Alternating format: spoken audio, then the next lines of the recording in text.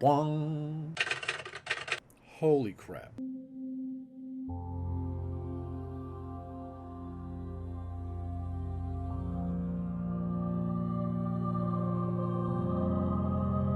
Ghost Fragment, the last word 3.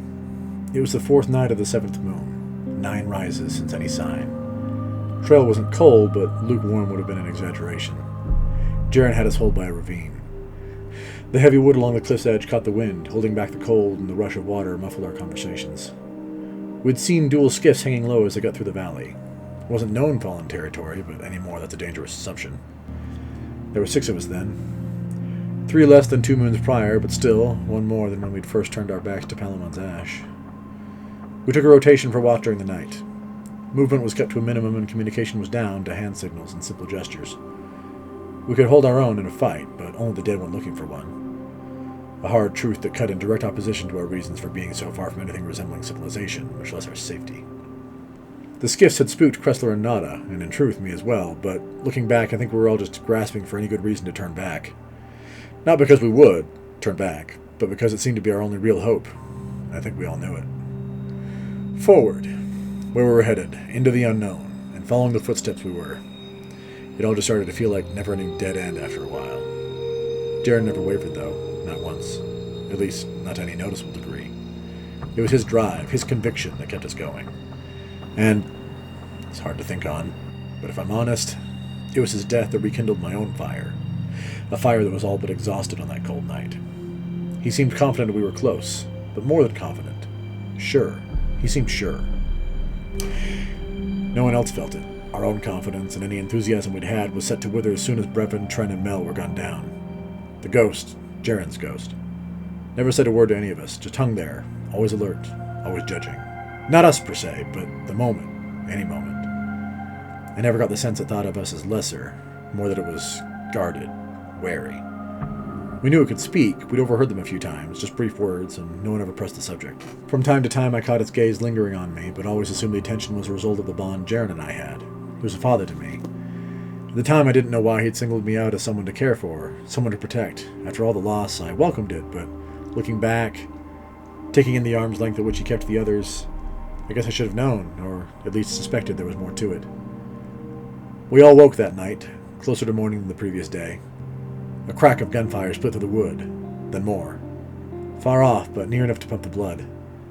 A familiar ring. Last word, Jaren's sidearm. His best friend. Then another. A single shot. An unmistakable echo calling through the night. Hushed. Cutting. One shot, dark and infernal, followed by silence. We crouched low and quiet, listening, hoping. Jaren was gone, off on his own. Maybe we were closer than we'd allowed ourselves to believe. Too close. He'd gone to face death alone. I couldn't admit it, not at the time, but he thought he was protecting us. After such a long road, years on its heels, a trail littered with suffering and fire, maybe he just couldn't take the thought of any more dead kids, as he called us. The echoes faded and we all held still. No way to track the direction. No sense in rushing in blind. What was done was done. The cadence of the shots fired told a story none of us cared to hear. Last word it hadn't been. And somewhere in the world, close enough for us to bear absent witness but far enough to be a dream, Jaren Ward lay dead or dying. And there was nothing to be done. Hours passed. An eternity. We held our spot, but as the sun rose, others began to fade back into the world. Without Jaren, there was nothing holding us together. No driving force. Vengeance had grown stale as a motivator. Fear and a longing to see more suns rise drove a wedge between duty and desire. By midday, I was alone. I couldn't leave. Wouldn't. Either I would find Jaren and set him at ease, or the other would find me and that would be a fitting end. Death marching on. But then emotion, quick and darting. My muscles tensed and my hand shot to the grip of my lead slinger. Then a confirmation of the horrible truth I had already accepted, as Jaren's ghost came to a halt a few paces in front of me. I exhaled and slumped forward, still standing but broken. The tiny light looked me over with a curious tilt to its axis, then shot a beam of light over my body, scanning me as it had done the very first time we met. I looked up, staring into its singular glowing eye, and it spoke.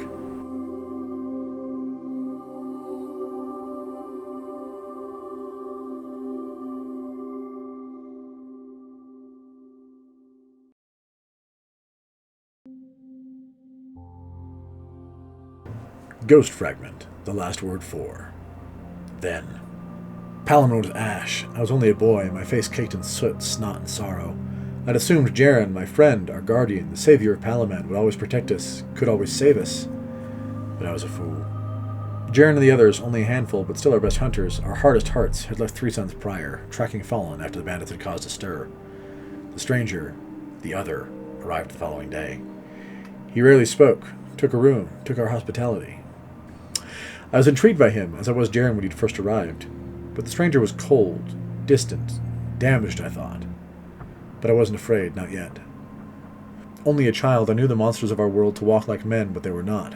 They were something alien, four-armed, and savage. The stranger was polite, but solemn. I took him for a sad, broken man, and he was, though at the time I didn't understand how that could make one dangerous. As with Tarren, Father made an effort to keep me away from the stranger. It wouldn't matter. As the silhouette approached, fear held tight, the dark figure towered over me, looking into me, through me. He smiled, my knees weak, all lost. Then he turned and walked away, leaving ruin and a heartbroken, terrified boy in his wake without a second glance. I've been chasing that stranger's shadow ever since. Now. We stood silent, the sun high. Seconds passed, feeling more like hours. He looked different. He seemed now to be weightless, effortless in an existence that would crush a man burdened by conscience. My gaze remained locked as I felt the heat rising inside of me. The other spoke. Been a while. I gave no reply. The gunslinger's sword. His cannon. That was a gift. My silence held as my thumb crushed the perfectly worn hammer at my hip. An offering from me to you. The heat grew, centered in my chest. I felt like a coward the day Tarren Ward died and for many cycles after. But here, I felt only the fire of my light. The other probed. Nothing to say. He let the words hang. I've been waiting for you. For this day. His attempt at conversation felt mundane when judged against all that had come before. Many times I thought you'd faltered, given up. All I'd lost, all who'd suffered, flashed rapidly through my mind, intricate with a dark silhouette walking toward a frightened, weak coward of a boy. The fire burned in me. The other continued. But here you are. This is truly an end. As his tongue slipped between syllables, my gun hand moved, as if of its own will. Reflex and purpose merged with anger, clarity, and an overwhelming need for just that. An end. In step with my motion, the fire within burst into focus, through my shoulder, down my arm, as my finger closed on the trigger of my third father's cannon. 2 shots! 2 bullets engulfed in an angry glow. The other fell. I walked to his corpse. He never raised his cursed Thorn, the jagged gun with a festering sickness. I looked down at the dead man who had caused so much death. My shooter still embraced by the dancing flames of my light. A sadness came over me. I thought back to my earliest days, of Palamon, of Tarren. Leveling my cannon to the dead man's helm, I paid one final tribute to my mentor, my savior, my father and my friend. Yours, not mine. As I closed my grip, allowing Tarren's cannon, now my own, to have the last, loud word.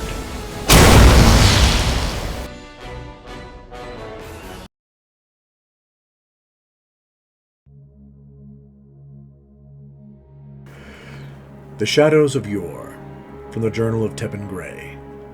They tried to hide the truth, but we followed its winding path, pieced together the fragmented map of events across time and space. Quite literally, mind you. From Traveler's Shadow to the dark corridors beneath the moon, the long, harrowing journey back again. From the sickness inflicted upon the Crucible to the breaking of light on the Red Sands. From a forgotten settlement in the west to the horrors of North Channel and Velor. From the wilds of the Breaklands to the hateful cold of Durga. Finally, then, to Dwindler's Ridge, where darkness met pure, angry fire. We've traced Yor's steps from beginning to end and back again. You studied his reign, the terror he seated, the violence he wrought as if free of conscience. Only to discover a true and terrible thing. He was not simply the monster the legends claim him to be. Though in finding this truth we've come to understand the desire to build an armor of false narrative around all he'd done, all he'd become, yet that understanding, our understanding of the need to control Yor's mythology, should not be seen as agreement on the matter. Quite the opposite, actually. When viewed as he truly was, not as he imagined, we challenge the known mythologized depiction of the man who was Dredgen Yor. In our estimation, the monster so many see was, in fact, the best of us. His sacrifice total. His vile means meant to carve a greater end. They hide this truth because they fear the consequences of those who would dare follow in his footsteps, to tempt the darkness, to allow one's light to be tainted. Few could walk that ledge and not fall completely into despair. And while theories exist to support or contradict the purity of the gift we wield, Yor's life offers a glimpse into unexplored possibility. Orsa agrees. He also agrees, as I do, that there is a manner in which we may be able to replicate Yor's damnation while avoiding the same heavy toll. We will surely be judged for what it is we are about to achieve, and there will surely come a time when the lone gunman will want words, or worse. But we go now upon an old path, one we seek to make our own, and should we fail, may the light avenge all those who make suffer.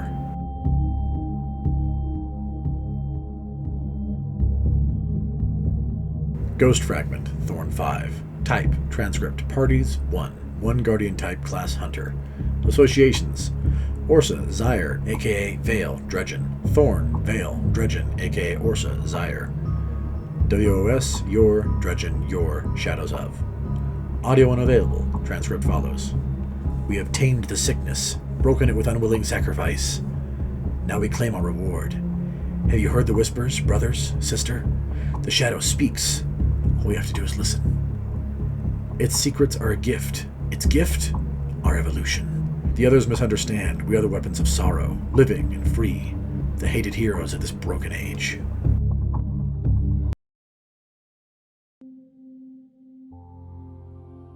Ghost Fragment, The Last Word, 5. Type, Transcript, Description, Conversation. Parties, 2. 1. Ghost Type, Designation, Redacted. 1. Guardian Type, Class, Hunter. Associations, Breaklands, Durga, Dwindler's Ridge, Last Word, Malphur, Shin, North Channel, Orsa, Azzir, a.k.a. Vale Dredgen, Palmon, Thorn, Vale Dredgen, a.k.a. Orsa Azzir, Valor, Ward, Jaren, WOS, Yor Dredgen, Yor Shadows of. Audio unavailable. Transcript follows. Will you fight them? The shadows? Those who have taken up arms in the name of Yor. The hope is they are more careful than their inspiration. Do you believe that will make a difference? No. Then what will you do? The Vanguard has an eye on... The Vanguard have their eyes on many things. I'm aware. Then what will you do? What needs to be done. Hey guys, you can click the link in the left for our last lore video. You can click the link on the right for our last Let's Play. And right here in the middle, that orb, you can hit that to subscribe. Also, ring the bell if you want to be notified when we post a new video. This is 2 Men and a Mic. Thanks for watching.